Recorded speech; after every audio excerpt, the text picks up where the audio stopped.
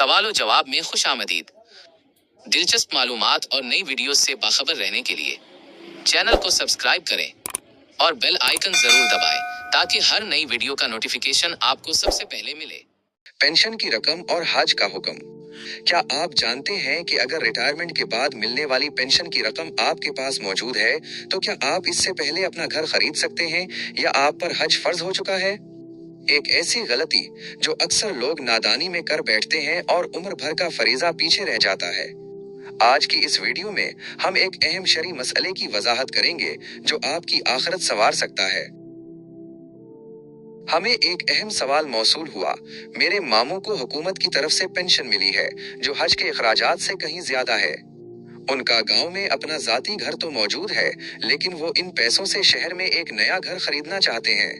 सवाल ये है कि क्या इन हालात में इन पर हज फर्ज है और अगर वो पहले घर खरीद लेते हैं तो क्या हज की जिम्मेदारी खत्म हो जाएगी?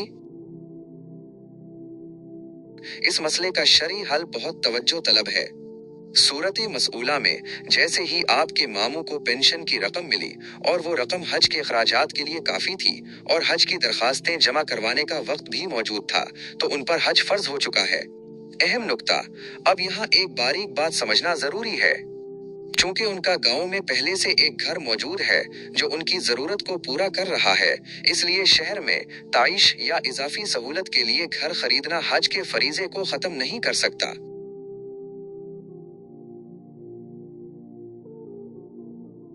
याद रखिए, अगर वो उन पैसों से शहर में घर या फ्लैट खरीद भी लेते हैं तब भी अल्लाह के यहाँ हज का फरीजा उनके जिम्मे बदस्तूर कायम रहेगा। फर्ज हज को टालकर माल को दूसरी जगह खर्च करना एक बड़ी महरूमी का सबब बन सकता है। लिहाजा मशवरा यही है कि वो सबसे पहले इस अजीम फरीजे की अदायगी की नीयत करें और जल्द अज जल्द दरखास्त जमा करवाएं। अल्लाह ताला हम सबको अपने घर की बाअदब हाजिरी नसीब फरमाए। हमें उम्मीद है कि आज की ये वीडियो आपके लिए मुफीद साबित हुई होगी। अपनी राय का इजहार कमेंट्स में जरूर करें और अगर वीडियो पसंद आई हो तो उसे लाइक और शेयर करें। किसी भी सवाल की सूरत में कमेंट करें, हम इस पर नई वीडियो बनाने की पूरी कोशिश करेंगे। मजीद ऐसी वीडियोस के लिए चैनल को सब्सक्राइब करना ना भूलें। शुक्रिया।